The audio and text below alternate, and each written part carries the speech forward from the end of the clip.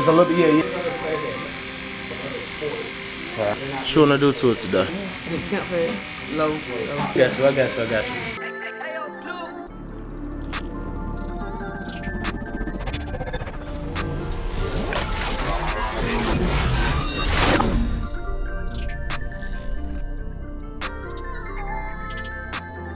Yo, YouTube, what's going on? It's your boy Beam, and today we got one of them bangers. As you guys can tell, we're gonna be doing something similar like a waivers cut with like a Dallas Shag added on to it. If you're new to my channel, please hit the like button, hit the share button, hit the subscribe button, hit the notification bell, and let's get into it.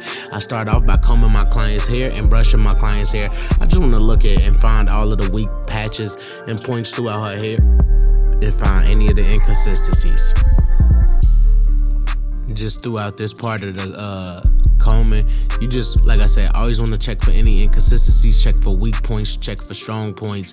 And at first I didn't even know she had like anything like a Dallas Shag or had like a shag in the back until I started combing the hair. I'm like, whoa, you know, the neck hair is definitely way like longer than the other hair. But you know, with all due respect, we go in with a 1.5 fully closed with the grain, you know, going cleanly through the hair, making nice clean passes through the hair. And we just want to ensure that we keep this hair as dark as possible, but we also want to get it down to the client, you know, desired hair length. And with that being said, it's just consistency through and through, brush one, you know, fade one, things of that nature. And we just getting our way all the way through this haircut.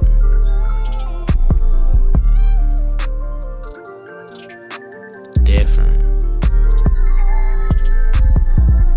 Shout out to my dog Jern Boomin for this beat too. This beat different.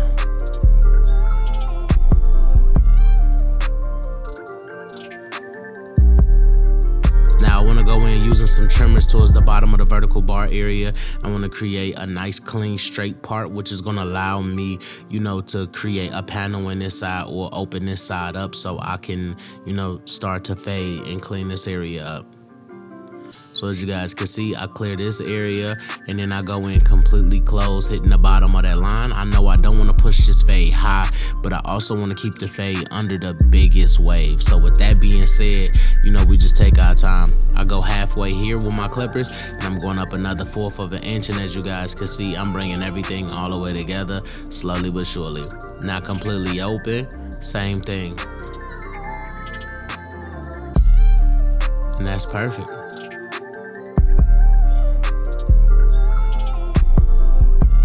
Drop them back down completely closed just because you want to play in between it, and I want to fade the sideburn area as well. So I'm finna knock that out because it's kind of different. Most people who do get like, you know, bald tapers where it's no C-cup, they normally don't keep the sideburns, but this client right here specifically, she kept her sideburns, and I thought it came out pretty cool. It was something that I never really seen before, but I thought it was pretty dope. So as you guys can tell, we just, you know, fade in this area over here, just making sure that we get some consistency through and through over there.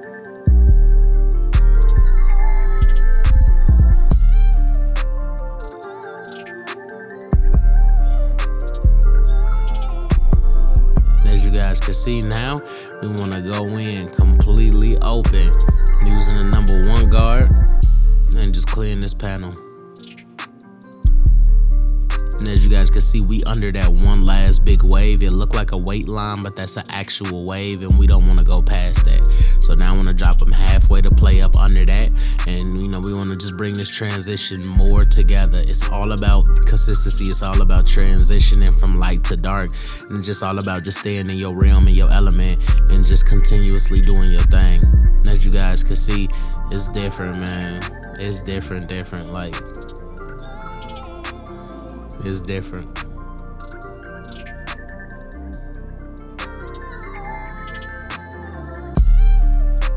And that's just super clean to me, man. Yeah, that's super clean.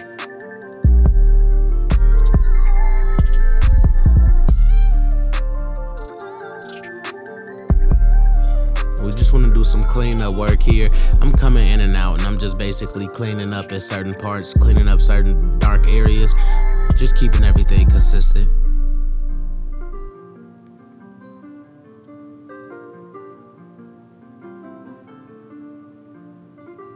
Voila, we got a nice cleanly faded side.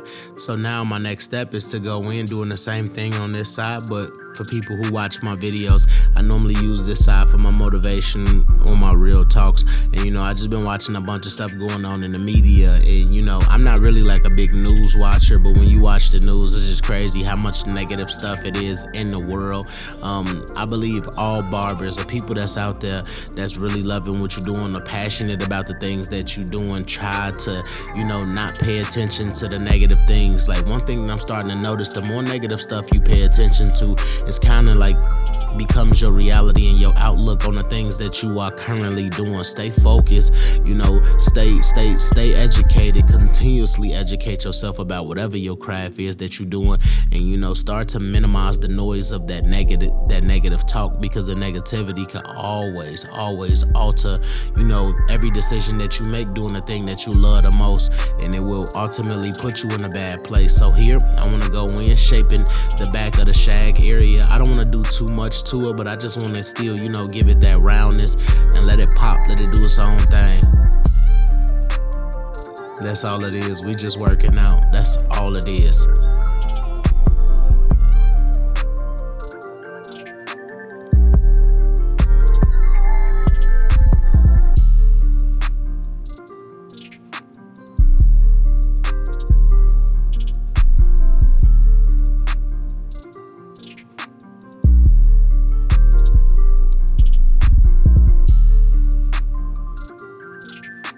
So as you guys see, now I'm gonna go in using some holding spray, and I just wanna, lock this hair in and prep it for that kill shot.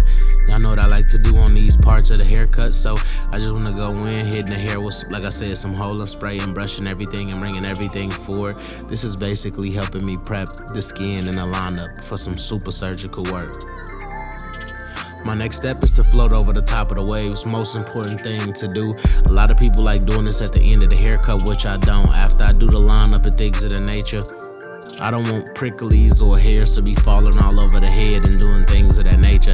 So I like to do this before I actually do any of my line work. It saves me some time in terms of detailing, and it just allows me to have a more finished, cleaner look at the end, and I don't have to continuously dust them off.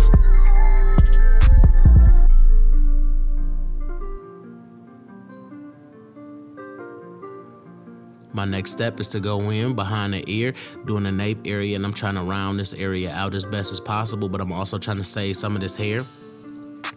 The previous barber cut a lot into this woman's hair, so I just want to make sure that, I get everything down packed and as clean as possible. And working myself around the ear, just using the corner of my blade. Same thing here. Keeping everything consistent, and I'm trying to save majority of this overhang. I see it really on this side where they was able to dig into her shag area, so I just basically reline the lighter hairs to allow that hair to grow on a consistent wave after this haircut without destroying it or pushing this area too far back. Somebody already did that, so I just wanted to save it as best way as I could. Now I want to go in planning, using, and hitting both of my vertical bars.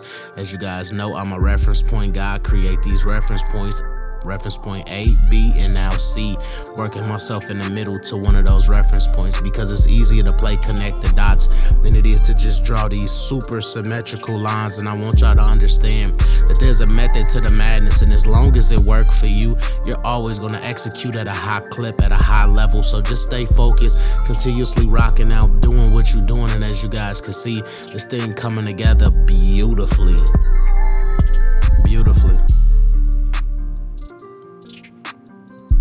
Yeah, we're just taking our time, everything coming together really nicely. Now I want to go in using my dog Sean Cut's hair color enhancement card, assisting it with the Beam Team cordless compressor. We want to lay some color down, and because I'm using no drip, it's a waterproof color, and it's basically just allowing this area to get darker, more dense, and I'm able to fill her in these lighter areas that she's just naturally having in her hair. The lighter areas isn't hair loss. Some people just have naturally thinner hair in areas. So now I'm gonna go behind it using the Tune 45 Precision Pack pencil, best pencil on the market. As you guys can see, I'm using the nude side, create nice, clean, thin, sharp lines.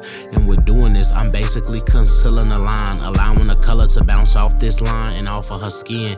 It's gonna give it a more crispy pop flick clear and flash look in terms of the lineup. As you guys can see, you know, it's all about thin, clean lines. It's about consistency. I'm showing you guys in real time how I'm doing this thing right now. And I just want you guys to understand and know that it's always a method to the madness. And as long as you get it to work for you, you're gonna be able to execute at this high clip right here. And that's exactly what I'm doing. I'm showing you guys things I've been doing since I was 9, bro. Like I'm 29 years old now, so it's been 20 years, you know, doing this thing. And I just want you guys to understand and know, like, in terms of cutting and things of that nature, you just gotta find what works for you. There's plenty of educators online that's giving you guys amazing gems, and you just gotta figure out which ones and which things in people recipe that you want to add to the things that you do want to add to your repertoire or your arsenal to make you that elite barber. But as you guys can see, we gassing. So I want to lean the client back, angle my razor at a 45-degree angle, bring everything back to the highest point of the lineup. And as you guys could tell, like, we kicking it. We kicking flavor at an all-time, you know, high right here. And it's just all about consistency. And on this line of work, I like to show you guys real time opposed to sped up, because that's what I like to do on my channel. My channel is all about precision, you know, so I like to show you guys that at a high level. As you guys see, it's just consistency through and through. We getting them crack lines, we getting everything to be clean as possible. You know, we in the game right now. That's all it's about. Like, that's all it's about. This is a simple service. Somebody can knock this haircut out in less than 30 minutes, and you can make top dollar for this. So as you guys could tell, like, I just want you guys to understand, every haircut's gonna be different. Every client gonna be different, but at the end of the day, it's up to you to keep that consistency through and through. You know, you wanna just be able to rock out, and you wanna be able to, you know, keep haircuts clean like this. And as you guys could tell, we got it.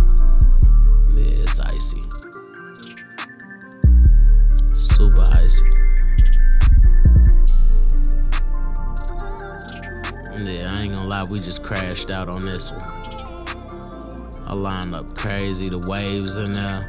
It's solidified. This fire.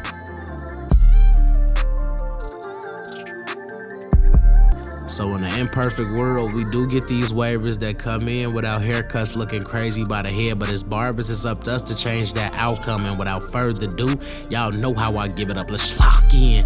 Hashtag TBT in that comment section. Hashtag glass. Hashtag glacier gang. Y'all know what time it is. It's 2023. Like, come on, man. It don't get no better than this. As you can tell, she feeling it. You can see it. She like a haircut, and that's the most important thing when you a barber or doing a job like this. When you transforming people's lives, it's all about instilling that confidence. If you're new to my channel, please hit that like button, hit that share button, hit that subscribe button, and may God bless. All right, let me know what you think.